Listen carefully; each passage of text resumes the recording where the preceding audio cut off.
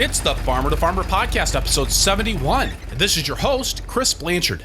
Nate Parks raises 20 acres of vegetables at Silverthorn Farm in west central Indiana. Sells his produce to restaurants, a custom pack CSA program, and at an on-farm store. In this episode, we dig into the nuts and the bolts of how Silverthorn Farm works, with particular attention to how Nate has used the scale of his operation to break into the restaurant market in Indianapolis. Nate also describes the system that Silverthorn Farm uses to manage his unique online ordering system that allows his CSA members to pick what they want when they want it. Nate also shines a light on the strategy he's used to scale up and equip his farm, and how he's leveraged employee involvement to do more with his farm than he could have done on his own, all while creating a work environment with excellent retention rates. Along the way, Nate shares the story of getting his start as a pumpkin farmer, losing everything in the housing crisis, and rebuilding his farm from scratch. With a ton of heart and a ton of practical information, this episode is the epitome of what I dreamed of with the Farmer to Farmer podcast. Thank you for being here with me. Farmer to Farmer podcast is made possible with the generous support of Vermont Compost Company, founded by organic crop growing professionals committed to meeting the need for high quality compost and compost-based living soil mixes for certified organic plant production. VermontCompost.com. This episode of the Farmer to Farmer podcast is sponsored by Growing for Market magazine, America's most respected source for news and ideas about the business of growing and selling vegetables, fruits, cut flowers, plants, herbs, and other food products. GrowingForMarket.com. Nate Parks, welcome to the Farmer to Farmer podcast. Thanks, Chris. Awesome to be here. Love the podcast. I haven't missed an episode yet, so it's such a great way to be able to connect with so many different farmers across the country. I love Thursday mornings. Thank you so much. I really appreciate that. It's an honor for me to be able to connect with so many great farmers all across the country, and actually to have an excuse to do it. So yeah, right. Thank you. So I thought it'd be great to start off today with kind of the story of your farm, of Silverthorn Farm. There in you're about an hour north of Indianapolis, right? Yep. So we're an hour north of Indianapolis and about 15 minutes east of Lafayette, West Lafayette, where Purdue University is. Yep, west central, I guess, Indiana. And if I understand right, you actually grew up on a diversified family farm. Right, about an hour south of here. So both of my grandfathers were farmers. My dad farmed with his dad, which was the farm I grew up on, and then my mom's dad and my uncles and cousins farmed with him, kind of about a half hour, 40 minutes away from us. So I was kind of one of that last lucky generations, and I was in the mid 80s through the early 90s. Got to grow up with Grandpa's farm, and it was about 600 to 800 acres. You know, he raised purebred red poll livestock cows. Had about 100 head, about 100 sows. We farrowed to finish outside, and then lots of hay. And then he did the corn and bean thing, but his corn, was silage for the cows, feed for the hogs. Seed corn for the Calb Seed Corn Company, and then lots of oats. I mean, there was a huge diversity of stuff he did, and that was before GMOs. I remember 10 years old, he put me on a narrow front tractor with a 6-row cultivator and said go at it. Maybe rode around a couple rounds with me, but yeah, he let me and my two brothers have so much freedom to go out and really learn how to work the ground and in the ways that he did, which was totally different than kind of a conventional farmer today, You didn't stay on the farm, though. Right. So Grandpa and Grandma were married or were together for 55 years, and Grandma had passed. Would have been, I think, my freshman year in high school, and which was pretty hard on Grandpa for sure. And he kind of started dating a little bit in his mid 80s, and the lady he ended up dating decided she didn't like the farm and wanted to travel. So he ended up, the summer before my senior year, he sold the majority of the land so they could travel, and she actually passed away about 2 months later. And 3 months after that, he was diagnosed with Alzheimer's, and so it was like this just huge, crazy mess there for about a year, right before I was a senior. He'd sold most all the land other than the home place where Dad still lives, some 40 acres there. Yeah, so my path had to change pretty immediately, and kind of what I thought. Both my older brother and I were the ones who were really involved with it. Kind of had to think about what we were going to do from that point. And unfortunately, it was great to be able to grow up in that situation. But by the time that would have been 94, really the education in our rural America was you need 1,000 acres of corn and beans to farm or go somewhere else. And that was all I knew, So that was, to me, the 40 acres of home. And we still had a I think my older brother rented 200 acres that we had rented for 50 years across the road for a few more years. But that was, there was no way we could ever make a living on it. That was kind of the education we had at that time. So you went off to college. Did you go to Purdue then? I did. I went to Purdue. I had aspirations of wrestling there. And it ended up I wasn't a great student. I enjoyed school quite a bit.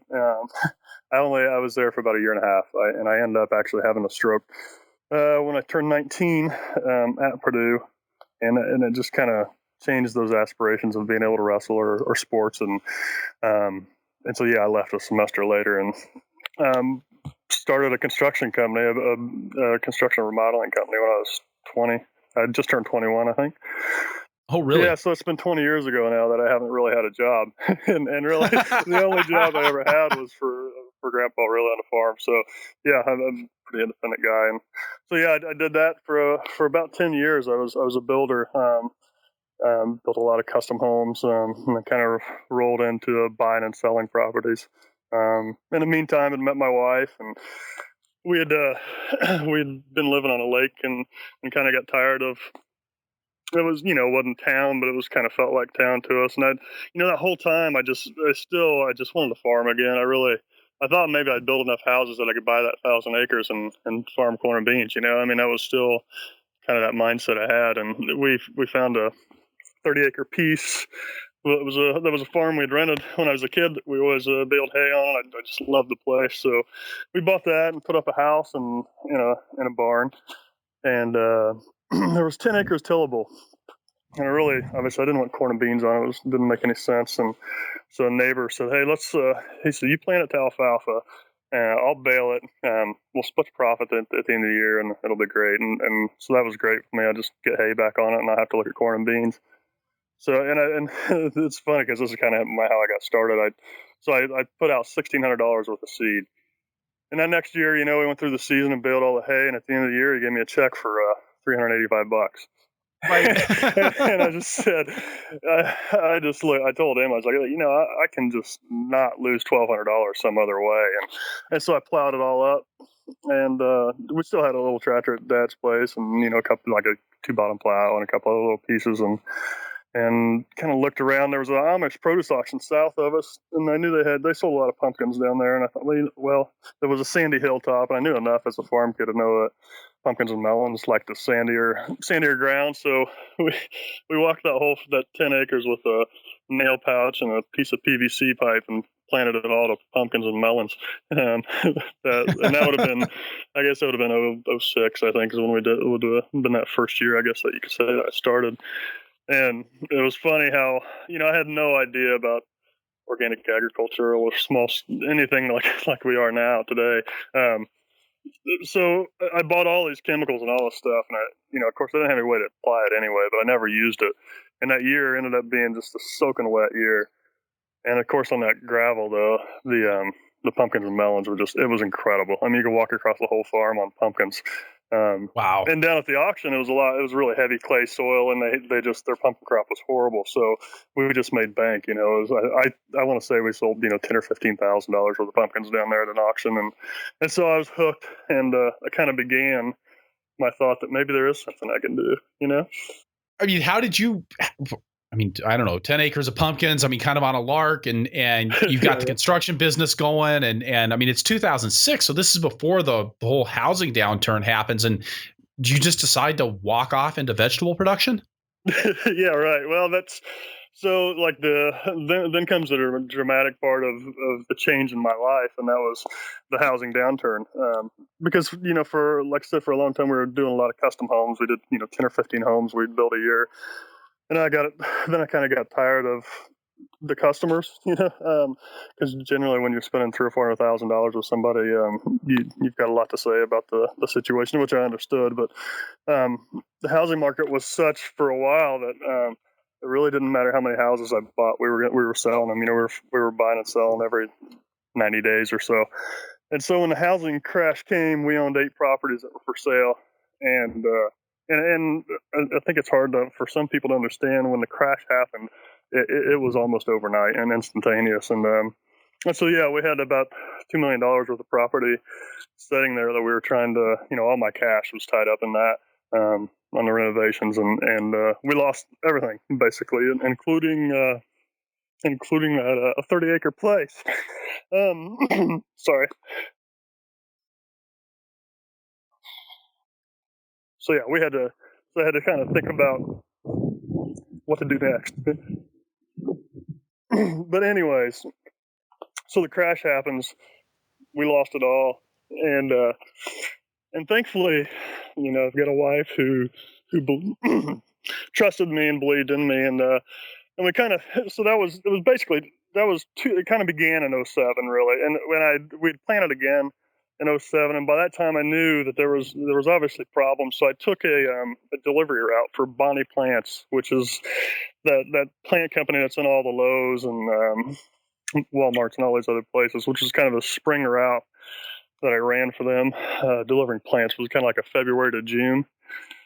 There's all these excess plants that they just, you just take plants out and throw them away. So I just kept bringing them home and putting them out. That would have been '07, and so by the time that route was done, it was mid-June, and we'd kind of put enough stuff together that I decided to go try a farmer's market in July. And really, the first market we'd ever went to was the first time I'd ever seen a farmer's market. I'd never been to one or knew anything about it. But it was great. We had some success, and I really enjoyed it. And I just, I had never really had a job, and I just didn't want one. I really wanted to farm again, and we'd had enough success that I believed that there was something we could do. And at that time, throughout those couple of years, I all of a sudden I find Elliot Coleman and Joel Salton and all these other people who are telling me that I can do it, and that there is a way. And so we jumped, and so then it became we had no place to live anymore. We had to figure that out, figure the land out. And the 40 acres of Dad's, it wasn't something that he was really interested in having us do there. So that wasn't really an option. But I knew there was this guy that had he'd been buying land and putting trees on all those properties, and was driving all the farmers around crazy. But I knew of one of the properties he had bought, there was this vacant house on it. Nobody lived there for 10 years or so. So I sent him a letter. I said, hey, this is who I am and what I want to do. I'll redo your whole property if I can have a 5-year lease on 10 acres. And he calls me back. He's like, hey, sounds great, but you should probably come look at this place before you commit to that. And so I did. I went and met him, and the place was shambles. It was definitely, the walls are kind of falling in and windows out. But he threw me an offer he said, listen, I'll pay for all the materials. You keep track of your time, and we'll just deduct that time off the lease. And it ended up, it was 4 years of rent paid for. And we got that. It was, the first year was 12 acres, and then we added 10 that second year. So it was 25 acres that we had rent free for those first 3 or 4 years of just trying to figure out what to do, because I had I didn't have any idea what I was getting into. There's no doubt, but I think it was one of those. I just kind of threw myself into it, And so at this time, I mean, you're really thinking like you're out of the housing business and you're fully into the farming business and committed to that. Flat out, yeah. That was so Jensen is our oldest son is 6, or he'll be 7 in October. So that would have been the summer of '09, I redid the property and was farming there, and then we moved in first week of October, and then Jensen was born in the house October 10th or 12th. So yeah, Wow, we were full tilt and totally committed to it, and just had no business farming 10 acres that first year, 20 the second. I didn't have equipment or knowledge or any of that stuff, but that's for me and what I came from. It just wasn't that much. I was used to 600 or 800 acres, and I figured surely I can manage this. what kind of crops were you growing in those early years? It was the full range. Really, the second year we really took off, and I planted all those excess plants. But then when we moved to the farm that we were renting, I went to full on market scale farming. Basically like we do today. So there's that 40 or 50 different crops or whatever that we do, and largely, it's ridiculous, but reading all the books I did, and I think it was a New Organic Grower. I think Coleman references, you could, one person should be able to handle a couple acres, and so I took that as well. Then surely I can do 5 or 10 if he's talking about a standard person. He's just talking about a mortal, Right. And I had a tractor. The one thing I ended up with after we lost everything, I still had my lawnmower, and I had a Polaris Ranger, and I still have the range of the mower I sold to buy a tractor. And that's what we started with. I just sold Belarus tractor and an Earthway seeder, and just kind of went at it, and banging my head against the wall. And I'd hate to know, when we talk about so many of the figures today of what we make an acre, it was not that back then. It was definitely a whole lot different situation. But it was a lot of therapy I needed to, I think, in a lot of ways for kind of a situation we had just went through. Yeah, it was incredible. And so during that time, Emily's dad owns, or I guess her grandfather. It would have been her grandmother. So her grandmother owns 120 acres in Rossville, which is where the farm is now. She had passed, and it was her grandfather's now, and soon to be Randy, which is Emily's father, his land. And Randy really, his whole goal once he got this land was just to let it go back to nature. That was what he was going to do with it. It had been cashing it out for 35 years before we took it over. And so when we came along, he really loved what we were doing, really supported us, and thought, and we talked a lot, like, how about if we come up and farm up there?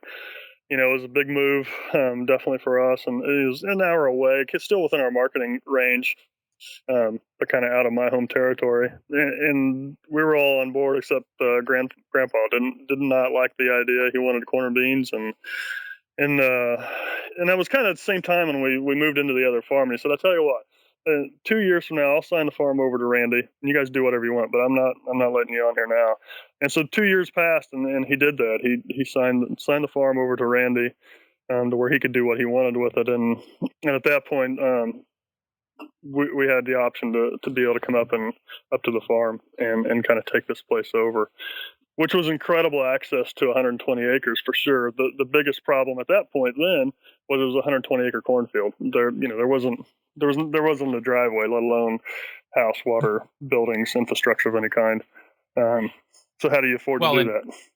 And conventional cornfield, right? I mean, yeah, you're absolutely. dealing with something that's been in GMO and Roundups for 10 years. And just really raped. I mean, in the end, it's definitely, if I was going to go buy vegetable land, this farm would not be on that list. But it was also an opportunity.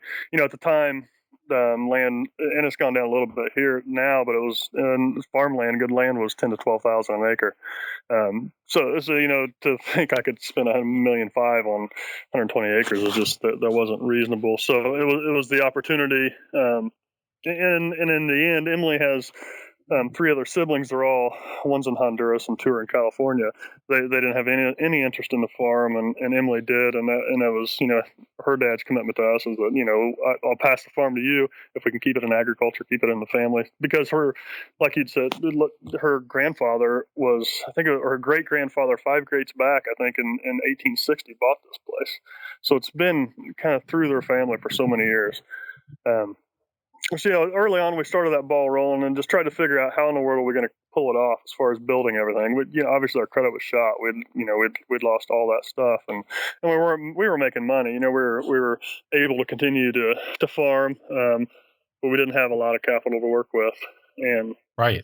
So one winter, I needed another tractor. That the Belarus wasn't quite cutting it, and a friend of mine redid Oliver's. He kind of lives up here by Rossville, and so he wanted an office in his pole barn and a bathroom and some other stuff. So I did that and trade for this Oliver tractor.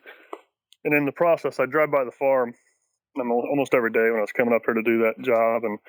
And one day there was an equipment dealer right close to us, so I kind of went over there to see what they had. And there's this old farmhouse sitting up on top of a hill. And you could tell it was winter, so it was just corn stalks, but you could tell they'd farmed all the way up around it. So I went like I used to always do when I was buying and selling, and kind of broke into the house and to see what it was like. And you could tell it was vacant. So I figured out who owned it, or I called immediately after that. I called Emily. I said, "Hey, I found our house." And of course, she thinks I'm crazy or whatever. And but so I called the people and said, hey, I'll get rid of this house for you if I can have it. And kind of like the other farm too, as luck would have it, they said, okay, that's fine. If you can get it out of there and leave it where we can plant more corn and beans, get more rent, then that's great. You can have it. So yeah, that's what we did. I found a guy to move it for me, and we moved the house about a mile and a half across some cornfields over here to the farm we're at now. And that was really, once I found that house, I knew that I could redo it, and then I knew that I could afford to do that, and I knew that I could do it quickly compared to building a new house and coming up with all that. And then it also gave me the opportunity. So her dad ended up giving us 20 acres. And in this county, you have to have 20 acres to build a home unless you rezone the whole thing. So he gave us 20 acres, right, and we moved the house and got it on the property, which gave me enough equity to get a mortgage to build the buildings, put all the the water lines and power and infrastructure and everything in. So it was kind of this long, drawn out process for a few years there. So we moved the house the winter of 11-12. And in the winter of 12-13, I moved my 4 greenhouses, built the 2 40 by 80 pole barns, redid the house, and moved in April 13th, right for the. Wow. Yeah, it was right, just in time. Just in time for the season. It was out of control the entire season of 2013, that first year here. But yeah, now it's this is the 4th year here, the start of the 4th season, and we're finally about finished with infrastructure and fairly well set up and rolling, and so when we came up, we just took the farm is split almost down the middle, with this old driveway tree line that was left, kind of coming back to an 8-acre woods, and on the east side is 40 acres, on the west side is 60. When we moved up, so in 2012, I was still farming in Darlington, the old farm. I planted that 40 acres up here to clover in 2012. Just the 40, and that's what we've been farming on until this year. We've taken over the other 60, and there's mostly cover crops over there, and some clover and some some pasture and some stuff that just needs to be taken out of production. So it just gives us now we get the whole place to really rotate our crops through, and we're pretty excited for that. And there's just no more corn and beans on this place, which is great.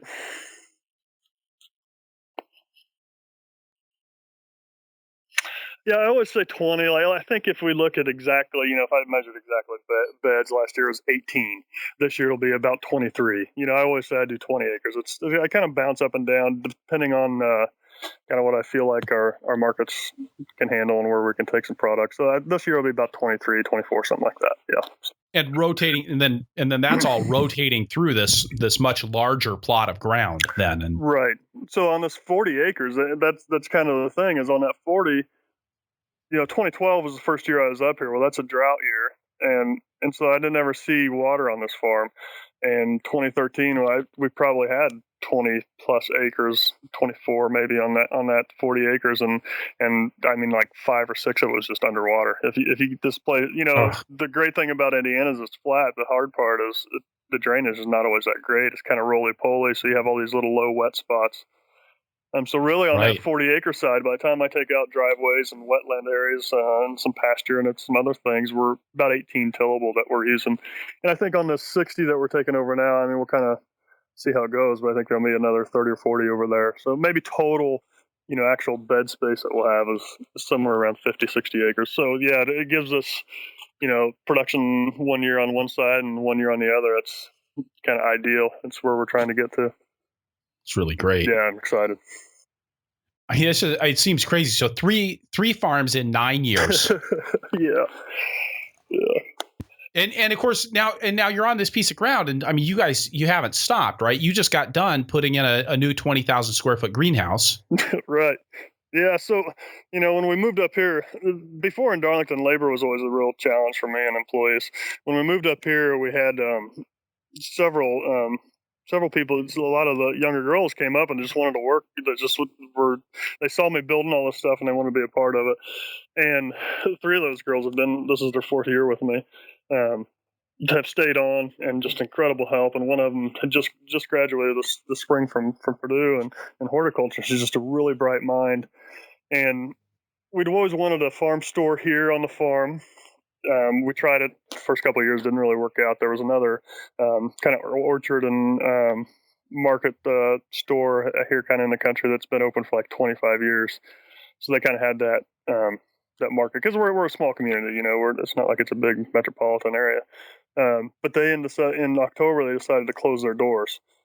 So that kind of opened the opportunity for us to have for bedding plant sales, vegetable sales, and kind of a farm market here on the farm. In some capacity, try to grab some of those long-term customers that they had. At the same time, Micah was graduating this spring, and I wasn't positive that I was going to be able to keep her here. And I really wanted to have, and I know she loved the greenhouse, and the flower production is something that she's really good at. So all those things kind of came together, and in November we made the decision, like, okay, let's try to capitalize on the situation. Give Micah some opportunity to be able to take over kind of that vegetable production area, the seedling production. And she's doing some cut flower stuff. She's got a CSA on the farm now for cut flowers. Give her some of that where we can pay her as good as we can, but also give her an opportunity to have a little bit more stake and kind of her own enterprise. And I needed more tomato production space. We do a lot of heirloom tomatoes, so we found that greenhouse up in Detroit. It was in a bunch of piles, so I was hoping it was all go back together. And so December we started putting it up, and I think we opened the doors the last weekend in April, and it's a solid 85% complete. Knowing builders, that's oftentimes how builders projects end up. Builder family projects end up, right? It's 85. You don't ever get the trim on if you're. That's right. If you're. Yeah. Unfortunately, my wife is incredibly used to that. But yeah, so it's really, it's exciting for, we actually started harvesting tomatoes. We delivered our first box last week, May 18th. So I was really excited coming out of that new house. And the winter production, it's a gutter connect. So it's just got so much interior space. I'm really excited for that that gives us almost an acre under cover now.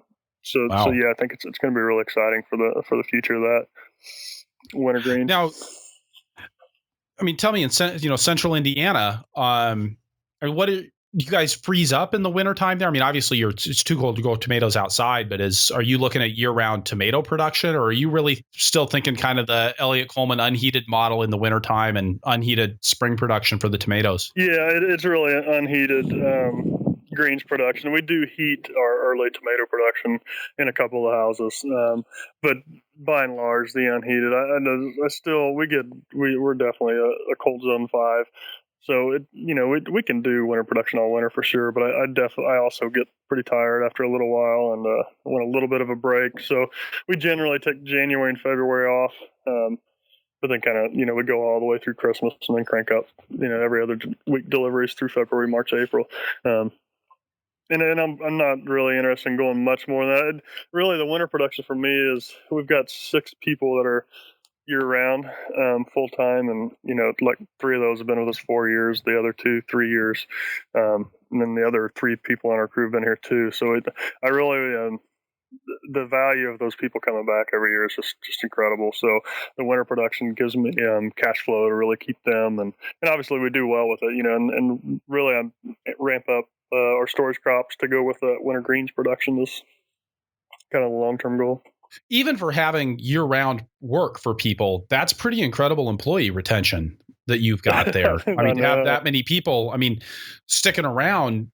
What are you guys doing right? I wish I knew, because I would do more of it, But I think, part of it definitely is, giving them some of their own enterprises within the farm. And like I say, with Micah in the seedling production, we had one of the girls took on farm events and planning, and another girl is taking on processing, doing a lot of freezing and stuff for winter sales on tomatoes and peppers and things like that. And I'm giving them a piece of that. For me, our standard vegetable production is what pays me and my bills and runs the farm. If we can add any of these other things that really makes customers happy, then and it's something that my employees that are dedicated to me are excited about, then I'm going to give them a piece of that pie, whatever percentage of the sales that we can come up with. And I think they get so involved and so committed with that, and so far it's working really great. I hope it continues. It's kind of, the Joel South, and I think it's what fiefdoms of farmers or something like that. And he kind of gave me that idea, like, let's let some of these younger people that are really energetic and want to be a part of, their own farm someday. If they can't do it now, then maybe we can kind of help them start it out. And, it just kind of works. We've got so much land base, and I can't do it all. There's no way. All the different enterprises that we run here, I need all these people. And so yeah, I really like that part of it. We're going to continue to expand that. I know one of the guys I'm getting rid of all my hens, and he's going to take over the egg production side. I'm definitely tired of my hens, so I'm going to let him have that. Great.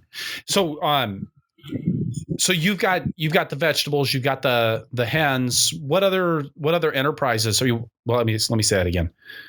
You've got the vegetables, you've got the hens, you've got the bedding plants. What other enterprises do you have going on the farm? So we did 35 hogs last year that we finished, and I just purchased So like the story goes, 70 years ago, my grandpa drove up to the middle of Wisconsin and bought his first 2 red pole cows and put them in the back of a pickup truck and drove them home. And I just bought the descendants of that herd from my dad. There's only 5 cows left. It's going to be kind of this long-term project of just kind of keeping that in the family and growing it back kind of to what it was. So that's another smaller enterprise, obviously, but one I'm pretty excited to have continue. It'll be the 3rd generation in that of our family that's owned those cows. So that's a pretty cool part we've added. And I think, I don't know, I've kind of thrown this huge net out, I feel like, over the last, the first 5 years for sure, of just trying to figure out that we've done some grains and done all these different meats. We've done broilers, and I just keep kind of eliminating those things and seeing what path we need to take and what way the market leads us. So, and now we're finally, got it narrowed down to, our restaurants are half our business. Our CSA is about 30%, and the market's 20%. But within that, it gives us a lot of opportunity to sell all these different products. So, when I have employees or somebody that works for us that wants to try something, and I'm game to try it out generally. So, and the restaurants that you're going to, those are primarily down in Indianapolis? Yeah, right. We do have a couple in Lafayette, but 90% of it's going up to Indianapolis. I have to say, when I think of Indianapolis, I don't go, oh, food scene. Yeah, I know, right? But it's really pretty incredible. It's the last few years, it's just really taken off, and there's a lot of people doing some pretty incredible things that I was lucky enough to get hooked up. I'd been trying when 2013, when we started up here at the farm. I went for broke, and I planted a lot more than I knew what we were going to do with. At the time, we were doing 3 Saturday markets and in our CSA, and I needed another outlet, but I wasn't, I didn't know anything about the indie food scene either. I'm out in the middle of the country. That wasn't my thing, but I had a lot of urban farmer friends that were up there, and I knew they were selling to restaurants, and I just kept on them. And finally, one of the guys one day calls me. He's like, "Hey, this guy, they've got like 10 restaurants. He buys tons of local food. He's looking for some stuff. I'm going to give him your number. He's going to send you a text. He doesn't really like talking on the phone." I said, "Whatever, that's fine." So this guy texts me and says, "Hey, introduce ourselves. What do you have?" And so I texted him, send him a list back, and he said, "Okay, great. I'll take everything you got. How much do you have of this stuff?" As well, it was like 300 pounds of beets, a couple 100 dozen corn, and a couple other things. And all of a sudden, he calls me real quick. He's like, "Man, I haven't been able to take everything on somebody's list for so long." He said, "What's going on?" And that was my introduction to this guy. That's his name's Tyler Harold. He's the executive chef for a company called Patachu, and they have 10 restaurants in Indy, and they're just flat out committed to local food. I mean, he's pissed if he has to buy it from Cisco, and we really hit it off. And he's just they've added a new restaurant almost every year since we've been with them, and I think they're adding a few more here in the next coming years. So it's definitely a growing food scene. It's taken a long time. I think our biggest problem now is more of a supply problem than it is the demand as far as the restaurant scene there. So that's a pretty good problem for me to have, Right. And it sounds like the kinds of crops that you're growing, I mean, it's not just strictly specialty stuff, but some pretty normal meat and potatoes kinds of things. Yeah, I think I've kind of you kind of figure out what my role can be, because like I think a lot of the like I said, a lot of the supply going into them was urban farmers or smaller scale, that acre or 2 or 5 acres a scale, where they're going to really concentrate on greens and microgreens and that higher value stuff, which we do too. But there's also, they use a lot of beets. They want potatoes. They want, the one guy, he uses 700 pounds of heirlooms a week.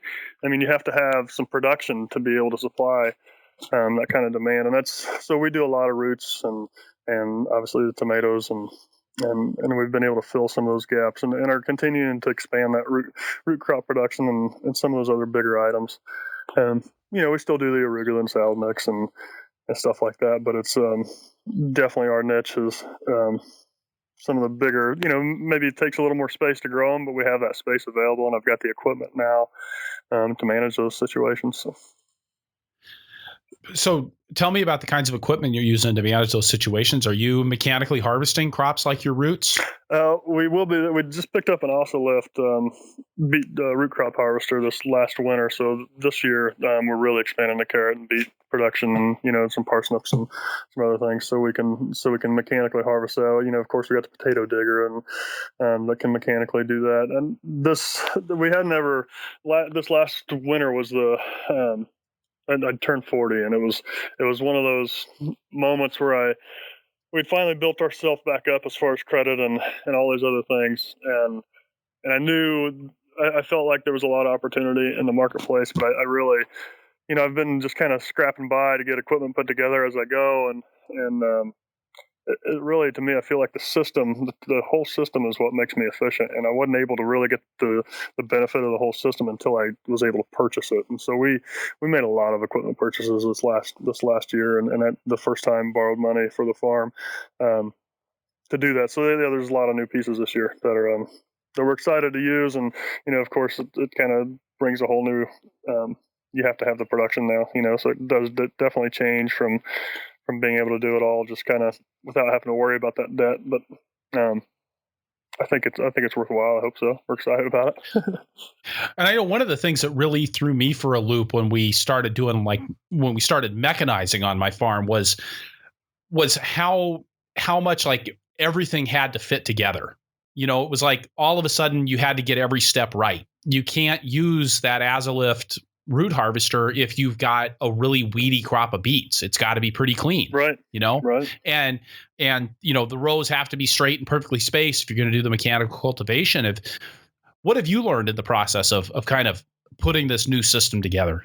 Yeah, and I think that definitely one of the first things I bought, and this was back on the other farm, was a G. I wanted a cultivator, but I learned very quickly that having having an earthway seeder trying to walk up and down a row and come back and cultivate it with a G doesn't do any good. And obviously having the G with a set of shovels is not like having a G with the 6 different implements that go under it. And so you're right. I mean, it was the total system of, and I had to simplify a little bit. So we have, and we went to 6-foot row centers, and we do a 3-2-1 raised bed system. So it's either 3 rows, 2 rows, or 1, other than our solid mix. And every, it's all 3-point mounted seeders, so that we have perfect rows, and we have, 3 different transplanters. So everything's transplanted exactly, and we've got a bed flamer and tine weeders and basket weeders, and so it's that system. If you're going to mechanize and get to that scale and production efficiency, it's taken me a lot of years to get there, but I finally I feel like we're finally got a lot of those pieces together, and we kind of. I've not changed my acreage very much over the years, but my production is just it just continues to rise, and I think that's where we keep concentrating. I think I can see maybe it's getting to 30 acres over the next few years, but I don't see needing or wanting more than that. It's just really increasing our productive efficiency. Right. Because if you can harvest twice as much off of the same piece of ground, why not do it? Yeah, and we definitely are compared to those early years. It's just ridiculous what I'd go through trying to figure out how to do this stuff. That I didn't go learn it somewhere was just silly, but that's how it is. Now, you mentioned that you're doing a lot of heirlooms. I mean, 700 pounds a week to one account. Are you grafting those plants? Can you tell us a little bit about how that process is working? Yeah, we had the last few years we've been grafting. This year I did not. I've had, I don't know, mixed results and mixed emotions about grafting. We haven't had, and part of it, we haven't had tomato production on this farm and in these tunnels for long enough to have a soil-borne problem. So it's not. I was trying to get more of a longer harvest period. We've actually, even especially last year, we had white mold, which grafting does nothing for. And then my success rate always in the beginning of the season when I wanted it the worst was pretty bad. And then by the time I grafted through everything, I got pretty good at it by the end of the season. And it was like I started over every year.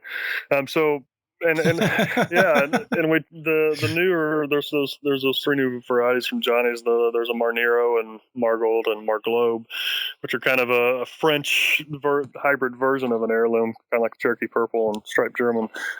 I found we're really productive without grafting and saved us a lot of money and time. And really the biggest reason this year we were building that new seedling house. And so we were in such transition. I knew that I wasn't going to be able to manage those grafts right. So we just went without grafting, and we'll see how it goes. But I would imagine we'll go back to it again. There's definitely some. I saw some benefit, but like I said, I didn't feel like there was enough benefit to it when you buy those extra expensive rootstock seeds, and then you're putting the really expensive hybrid scion tops on them. It didn't work out for me. So yeah, we went back to just standard tomatoes without grafting this year. You mentioned with the greens production that you're not doing that on your 3-2-1 system. Are you solid seeding those beds? Yeah, we've got the Jang. I kind of went back and forth between the Sutton seeder and the Jang. There's a Jang solid wide bed planter. It's got 12 lines on a 36-inch wide, basically solid roller in front and back. So we'll do solid seeding with that. Okay. And then are you harvesting that by hand still? Yeah, I was on the edge of buying a harvester this winter, and when I look at the market and I look at my my competition in that market, and I just don't know. I just decided to we use the quick cut greens harvesters. I buy a couple new ones every year after I tear them up. And for us, we're doing maybe 700 pounds a week, 800 pounds a week of greens, and until we figure out a really good wash line, I don't know that I want to push that much further, and I really don't know where I'd go with it at this point. There's just not a really.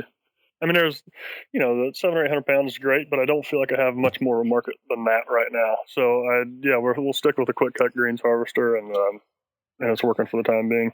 And we've expanded our head production. We've got and that's so easy to go cut, 400 or 500 heads real quick is a whole lot different than hand cutting salad mix. Yeah, a little harder to do in July though. Right. Yeah, that's the challenge for sure. So with your green setup, what are you doing for weed control in that solid set bed? So we'll stale bed and then seed into that stale bed after I've run the tine weeder over it a few times, and then I'll irrigate it after I've seeded and bed flame that following day. I've got a full bed flamer, 3.9 flamer, and that helps a lot. That definitely makes a big difference. You mentioned the irrigation a couple of times as we've been talking. I mean, that seems like something that you place a lot of importance on your farm. Yeah, we didn't have it in Darlington, and in 2012 we didn't really have it. I mean, we had some garden hoses and some stuff like that, but it was thankfully in 2012 I'd already put the well. The well was the first thing I did when we put the foundation and moved the house. So I had the well up here, and we actually made a decision real quick to put our winter squash up here by this well, which is a 200 gallon a minute well. So we got a lot of water up here, and that it just made a huge difference. And we were able to finally last spring got our main headlines on this 40 acres done. We still got it now. It's putting it on the other side, but it's huge. It's definitely made the difference in having a crop and having really high quality crop compared to obviously lower quality and less yields. Do you guys have a process that you're using on 25 acres, it's a lot of vegetables, for monitoring your irrigation? I mean, with 200 gallons a minute, you could be putting on a lot of water if you wanted to. Right. Yeah. And I wish I could say it was more scientific than what it is, other than I just water what needs to be watered. We're still, we do a lot of drip tape. We do plastic culture on tomatoes, peppers, cucurbits, and onions. Everything else is raised bed, bare ground. We do have our shaper will bury drip tape, 4 inches, so we can still do our top layer of cultivation with that drip tape under. But then I also have a water reel that we use to irrigate with. So all my beds are set up in 8-bed blocks, which are 50 feet, and that the irrigation reel will shoot about 120. So I've got these sod strips in between my blocks that I can pull it out water two blocks at a time. Same with my sprayer is a 25-foot boom, so I can drive around a single boom, so I can drive around the edges of the field, and spray over the top of sweet corn or tomatoes or whatever, or cucurbits without having to get in the field. So we set all those blocks up to kind of coincide with how we irrigate. But yeah, the monitoring part, I'm just not that scientific. Other than if I just planted it, I need to water it. If it looks dry, we go at it. And really, in the heat of the summer, it's hard for me to get across the whole farm in a week. It's everything I can do to cover the whole place in a week. So it's definitely a little bit of a downfall. We need a little bit bigger pump on the well to keep up. So we could use another water reel would help. So Nate, when we were talking, you mentioned that you felt like you're getting better at weed control. Can you give us an idea of like what your systems are for weed control and what's getting better about them? Yeah, I think timing is so critical, and learning that timing and understanding when it has to be done, you got to get out there and get it accomplished, and obviously that thread stage is when you got to attack things. And for us, like I say, it's kind of different because we're mechanized. So it's just having the correct pieces at the right time and the right people on those equipment to get it done.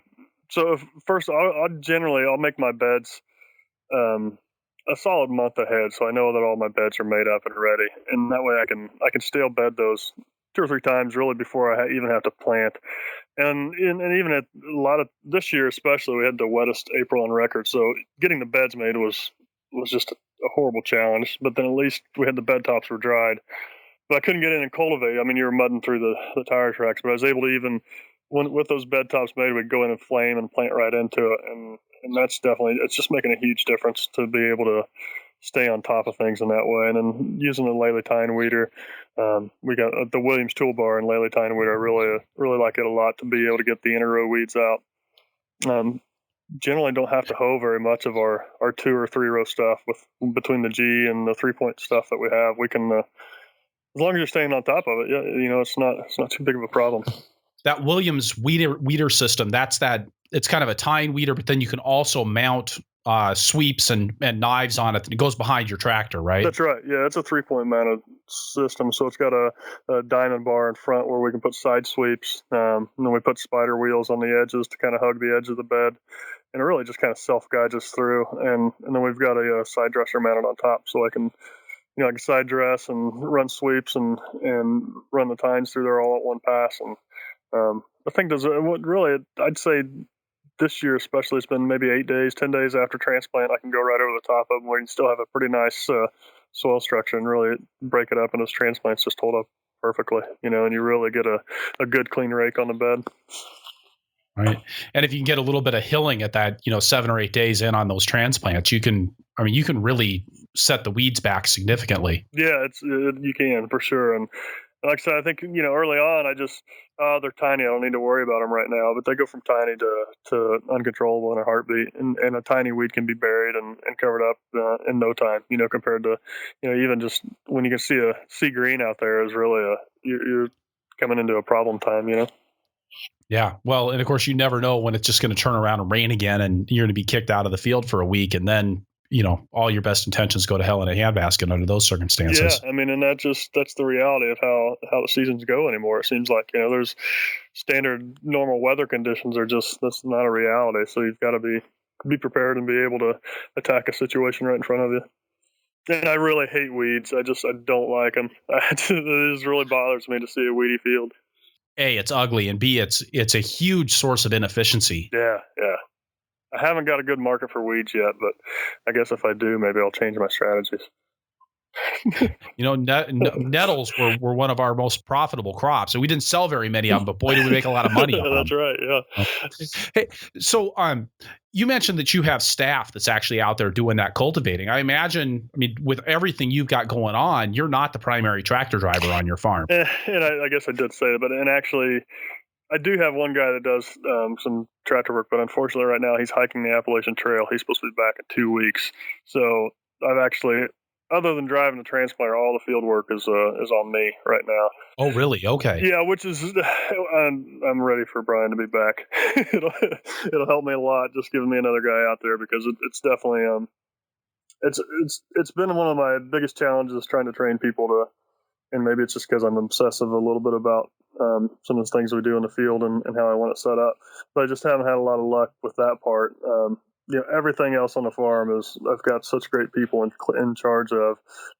My biggest issue now is another equipment operator, and that understands you don't just go cultivate. You have to move those shoes and change pitches and angles and make sure you're doing a quality job. It's not enough to just drive over the row.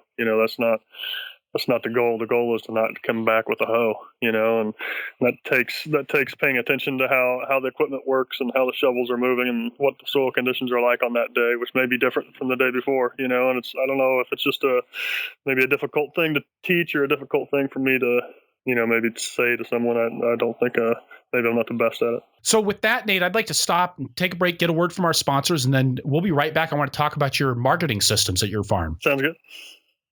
Farmer to Farmer podcast is made possible with the generous support of Vermont Compost Company, helping plants make sugar from sunshine since 1992.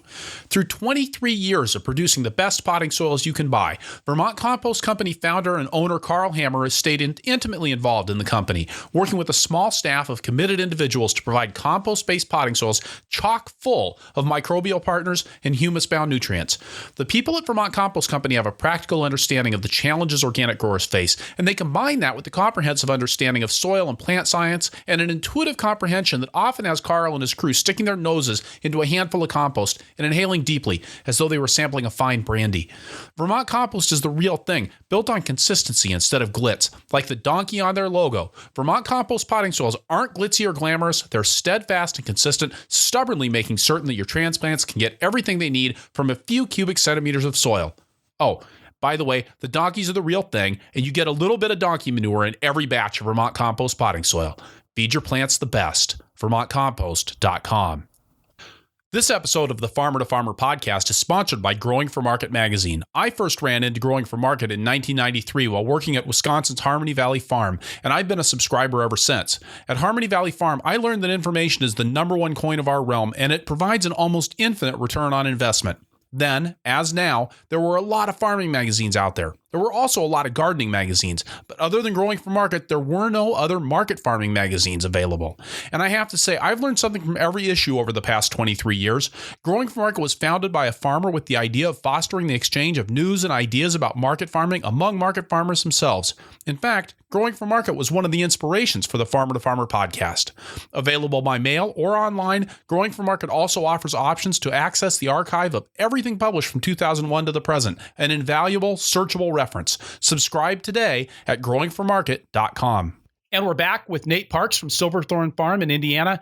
Nate, I wanted to ask, on that 20 acres of vegetables that you've got, what are your gross sales looking like on that? Yeah, so last year, we were, if you go exactly, it's like 18, but we were just shy of 400,000 last year. That's substantial business. I think so. I feel good about it. It's not 100,000 an acre like you hear, but I still, we're making strides and continuing to improve, and I think we'll, I think 500 is coming really quick.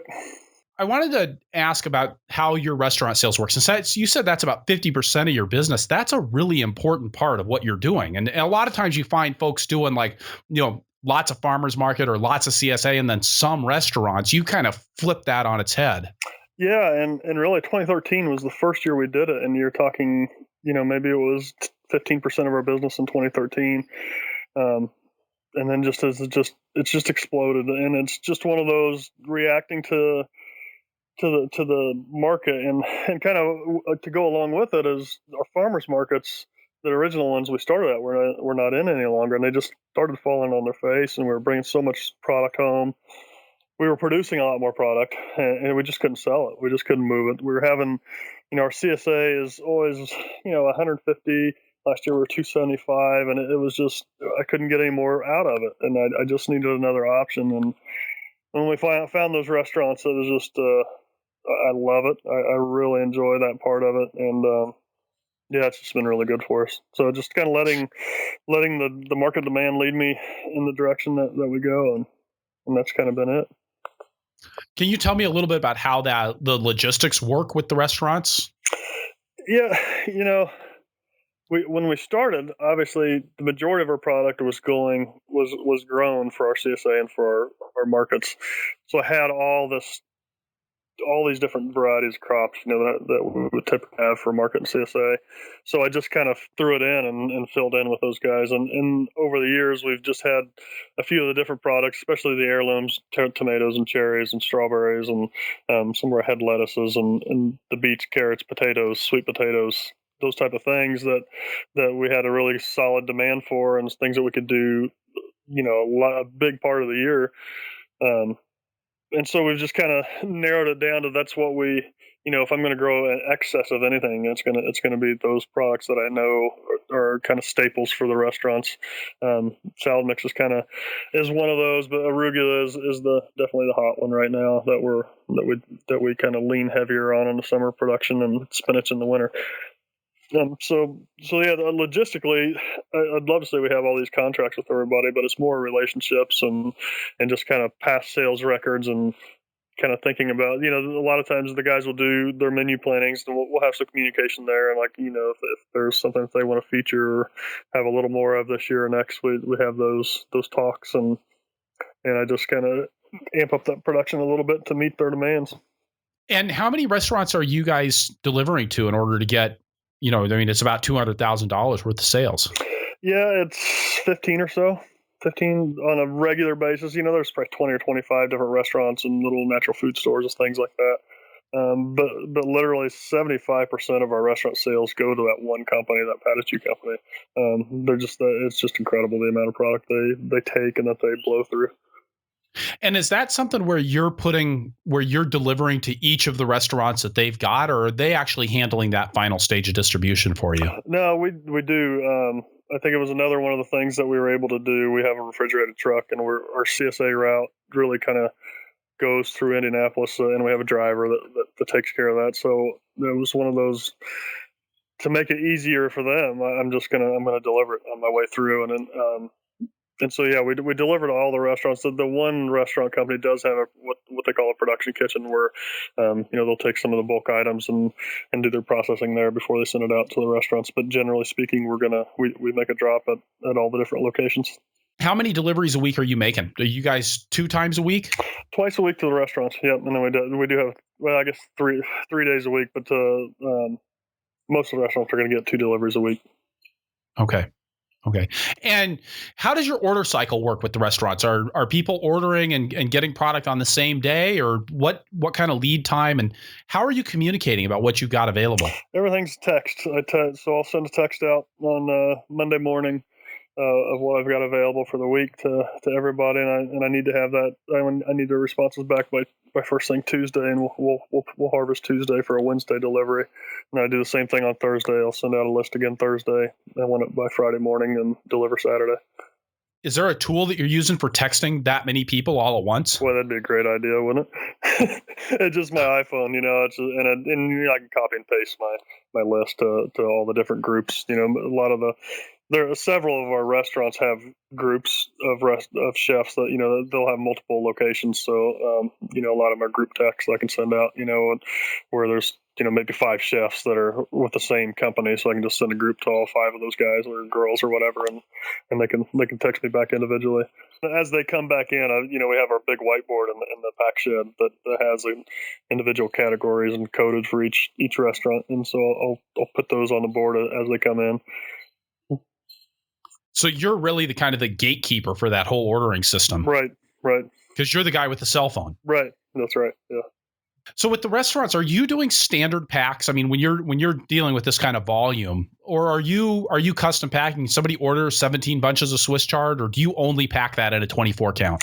No, I let them do whatever they want. And I know there's a lot of inefficiencies with that, but it just, the overall volume that I'm able to move that way. And I'm already, generally most of my restaurants are going to have a main crop that they come to me for that's going to be the bulk item, whether it's the tomatoes or the greens or what have you. And then I'm already going there. So order, if you need 5 pounds of kale, go ahead and order 5 pounds of kale. I'll bring it in. I'm not going to bunch the kale in the chard and stuff like that. I'll bag it and put it in wax boxes and bring it in. But yeah, I don't have order quantity limits or requirements that they have to do. Okay. And you felt like that's helped in your relationship with the restaurants? Yeah, for sure. And we're packing so many different ways already, and it's already, it's just one of those things that fits into our system pretty easily. Our CSA is crazy enough that we're used to packing up different items like that. Well, and so I was just thinking that this would be a good spot to pivot and talk about the CSA, because you do these custom packs for the restaurants. You turn around and do the same thing for the CSA. Yeah, no, so I think this is our 7th year with our CSA. And the first year I did the typical CSA, where you got a box of what was fresh every week for the 20 weeks or 25 or whatever it may be. And I personally I hated it. I'm one of those pleaser people. I've got that disease, and I worried the entire time if people were happy or not happy. And at the time, there was a lot of CSAs, or not a lot, but there was a lot of pretty good CSAs in our area already selling, and I love those guys. They were great farmers and had a lot of respect for everybody. So what am I selling, and how am I selling against them? And I didn't feel like I had a really great argument as to why you shouldn't buy from him and buy from me. So we kind of started exploring the market style CSA, and it's certainly taken a lot of turns over the years. Small Farm Central's helped a lot in how we do it now, where everything's online. So now it's completely custom. We deliver 40 weeks out of the year, and as opposed to so previously, I'd say the last 4 years they would buy a share and they would have an account balance on our website. And I open my e-commerce page, which I still do on Sunday mornings. They can go through, place their order of all the items that I place on there, and the quantities that I put on. So I still have control over what they're ordering. And that just would deduct automatically out of their account balance throughout the season until they were out of cash. And so then you'll have 250 different orders to pack, and we just print those reports off. It's not as bad as it sounds, because we do have a master list of the exact individual items that we need to have, and then each location will have an overall list, so we can break it out that way. And then each individual order has its item list. So it definitely, it's not an assembly line pack. Packing definitely takes us much longer than probably a typical CSA would, but it works for us, and we're used to it now. After these years of doing it, now this year, one of the problems I ran into with that system is you take the value off of the farm and put the value, I think, on the item. So it was definitely, Right. if somebody ordered 6 ears of corn and they got 5, we'd be getting emails that, can you give me a 35-cent credit? I only had 5 ears of corn. And I was just done with it. It's totally missing the point. And we had drove people into that situation, because it was literally, they had this value on the item and they weren't motivated to spend their money. So even though we had 250, 300 people with credit, we would see a drop down to 30-40% order rates, where Wow. yeah. And how do you prepare for that? Because if you're going to post something on that for the CSA to order, you need to make sure that you have the quantity available for them to order it. But if your ordering drops in the 30-40% range, it just really screwed up my planning, and it just wasn't working anymore. It had kind of lost some of what I'd felt was great about CSA, and not to say that everybody was that way, but we definitely, the new people that we would get in, or the people who thought it was a great New Year's resolution to have a CSA, they just didn't stick with it, just like you do when you join a gym for Right. New Year's Eve. It was kind of that same mentality, I felt like. So this year we changed it. And so the other thing that happened was, instead of like a half share, full share, which we had done for a while, last year we went to this. It was $200, $400, $600, or $800 that you could buy in, and the more you bought in, you kind of got a little bit more percentage of money added to your account. Thinking these people are going to go for $600-800. It's going to get my average share price up. It's going to be great. And what happens is everybody goes in $200, which they didn't get any extra credit for, but they didn't really care about. So it just tanked our average share price. Right. And with the way we do it, we just have, it's 30% of our income, and it was like 60% of our labor, dealing with all this crazy pack, and it just wasn't working. So I basically this year our share more or less doubled in price, and they're if you're a married couple, it's $80 a month. If you're single, it's $40 a month. Do you sign up for a month at a time? Nope, you have to sign a 12-month commitment, and that's for 40 weeks of deliveries. So Okay. so you're gonna pay 52 weeks out of the year and get 40 weeks worth of delivery, which is like a $26 a week average, is what they're paying, and Per person. per membership. Okay. Yep. And basically, I came up with that number. The great thing about doing the system that we do now is after 5 years, I know exactly what everybody wants to order. I have these records of every order that's ever been placed over the last 5 years. So I know exactly what they're ordering. I know the percentages of people that are going to order the first time I premiere a crop compared to 2, 3, 4, 5 weeks later, and how that the ebb and flow of, people get tired of certain items, just like, the first tomato is incredible and the one in October you can't give away. Right. And so I had all those numbers and all those figures, and about $26 a week is what they were basically spending. So that's what we did, and what it did was we cut our membership down to 200. I limited it at 200 as opposed to 275, but it raised our income 60,000 from the year before. It almost doubled our share value, which is what I was really trying to go for.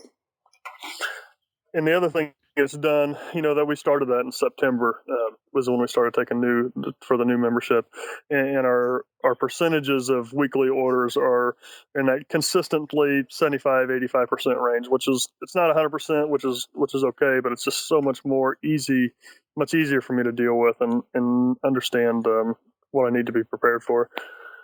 And we've definitely had some problems where, they can order basically. So now when I post it on our e-commerce page, there's no prices associated with anything. You just get what you need for the week, and we're going to deliver it. You just pay me a monthly fee. And so the crazy risk of that is you could order 100 pounds of whatever you wanted every week and really blow it out. But I had this feeling that that's not the kind of people who are joining our CSA, and that we'd be okay. And we can reassess at the end of the year and change the price accordingly to the averages this year of what people were ordering. And now you've just started that this year, have people been pretty happy?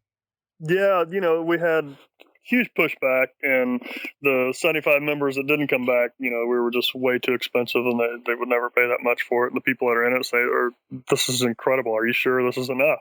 So, and that's what we wanted. We needed to do that. We needed to purge the system and kind of, that firing of the bottom part of that CSA that just didn't get it. That just weren't in it for they were in it for the cheap dollar, and as opposed to really what we're trying to accomplish on the whole farm.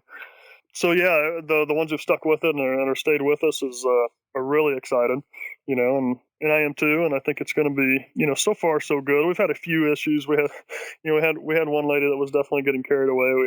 We had to call and say, "Listen, you're going to have to buy 2 more shares if this continues." She had literally, we were only doing 2 every other week delivery, and she had 40 heads of lettuce, 10 pounds of arugula, and 5 pounds of salad mix, and 3 dozen eggs. I'm like, that's just not going to work. That doesn't make any sense. I mean, what are you doing with 40 heads of lettuce, But that was rare. What kind of response did you get from her? It was, it's that classic, "Oh, I had no idea, I didn't know what it was. I figured that we could get whatever we wanted." I said, "Yeah, but I mean, let's use a little common sense with this, and yeah, it's that classic, I think it was a kind of that situation where we just don't understand the value of some of the products. But yeah, that's the only issue we've really had, and that's been fixed. And I think the reality is in the winter months, when we've got to give them is spinach and kale and some root crops. They may not be hitting that $25-26 a week, and in the summer, there's going to be some $50 orders. And what we'll see at the end of the year how that all pans out, and if the averages needs to go up and the fee goes up, then that's great. But it definitely has moved the mentality of our CSA into a much more supportive of the whole farm system as opposed to each item. Do you guys do a newsletter as well? Yep, every week. Along, Yep. so people are keeping in touch with everybody with what's going on the farm. Yep. So that's kind of they know the store's open when they get my newsletter on Sunday morning. Who's doing the administration on the CSA? Because, I mean, taking those orders, getting stuff collated, figuring out, making sure you've got enough kale to fill all the kale orders for the CSA, and I guess for the restaurants too. I mean, how are you guys handling those kinds of logistical issues? Yeah, and so definitely. So Sunday morning is my crop walk every week, and I'll walk the farm and get a feel for what we have, and obviously that a lot of that's experience and just understanding. Um, how much is out in a bed and how much we have available and what I think will be ready and what needs to wait. And so that's what I'll post those items kind of according to what I feel is going to be ready. Like strawberries, I knew we had a great harvest this morning, but it wasn't going to be ready for Wednesday, Thursday delivery. So, you want to put it on there and give them that first dibs, but it just, I knew I had to wait or we're going to have a lot of disappointed people when we couldn't fill those orders. So I think that's just I've been bitten enough times when I've thought I had something and I didn't. I'm probably a little more cautious now than I used to be. But as far as, keeping track of the orders coming in, the Small Farm Central program that they do for us, I can't say enough about Simon and Hugh and all those guys and all the work that they've helped with us putting it together for us to manage it, where I can just go in and literally print out a large report page that gives me, the totals that I need of each item on that harvest day. And then the girls on the pack day really have taken that over the last couple of years, and just they're spot on putting orders together and really knocking it out and putting a pretty good system together of breaking out those items for each delivery location and getting them right, because it's one of the other things is we have to really those boxes need to be packed according to what they ordered. It's definitely a lot different than just getting a box and being a surprise. There's an expectation that there's going to be something in there that they ordered. So it becomes really critical to make sure that everything's right.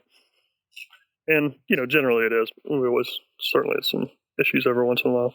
Can you walk us through kind of step by step how those boxes are getting packed? Yeah. So we'll, at the beginning of the day, again, we'll have the whiteboard with all the different crops that we're going to harvest for the day. And there'll be 3 categories. The first category is the items that we need for the CSA, and that has to be done no matter what. You have to find that amount of that product. The second category is going to be for the restaurants, what they want. And our third outlet's the market. And if we have enough, this is what I want for the market. If we don't, that's where we cut it first. So that's the beginning of the day, and we'll go harvest those items, bring them in, get everything washed. And we'll pack out, if we need 150 heads of romaine, for CSA, and we've got 100 heads of romaine for market. The market ones are going to get packed into boxes, labeled, put in the cooler. The romaines are going to be put back into our harvest, our black bulb crates, and put into a separate cooler, ready for CSA pack. So we'll go through the day with that, with all the different items, and generally we'll go in and the CSA stuff gets washed and pushed through quickly, and the restaurant stuff will be kind of held back, where a few of the girls will take off and grab the CSA stuff as soon as we get it all packed, and I'll continue on the restaurant pack. And so then you have, there's 15 different locations. Each location has a master list of the total items for that location. So we'll break that out of the total CSA. So if location A needs 10 heads of romaine, we'll make sure we have that exact number of each of the different items, and then we'll pack that whole location. That way, when you're done, you should have no items left.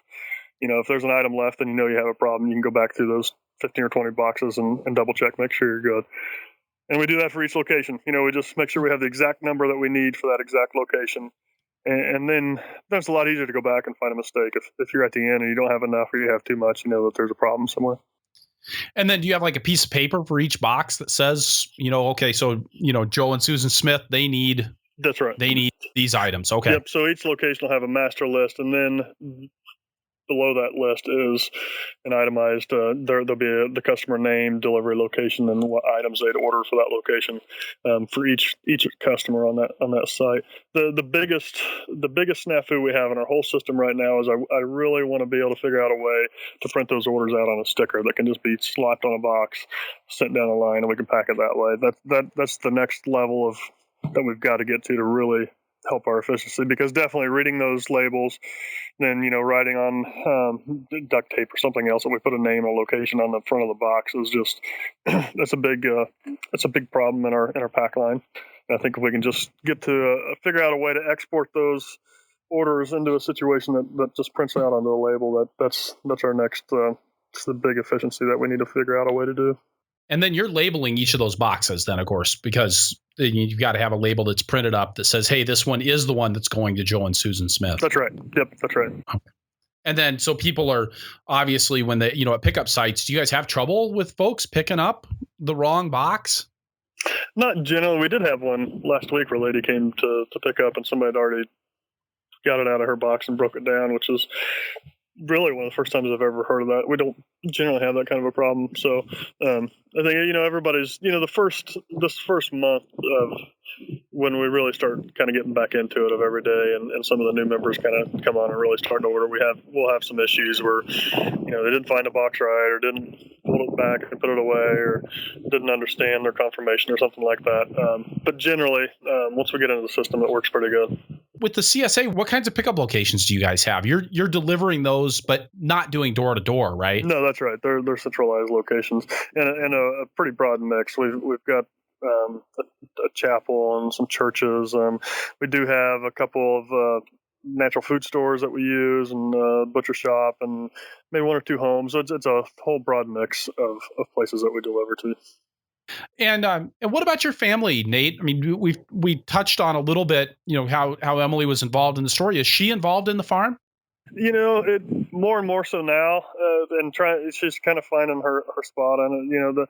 The reality is, this is definitely obviously my dream and what I've always wanted to do. I'm so excited about it, but it wasn't hers, and she loves to clean dirt out of people's teeth. She's a dental hygienist, so she's as crazy as me. But that's been her career and what she's always loved to do. We do have 3 children now, and we just had our third, so she's slowed that down a lot. She was the last few years just a couple days a week, working off out of the home, and this year it's down to 1, and still questioning that.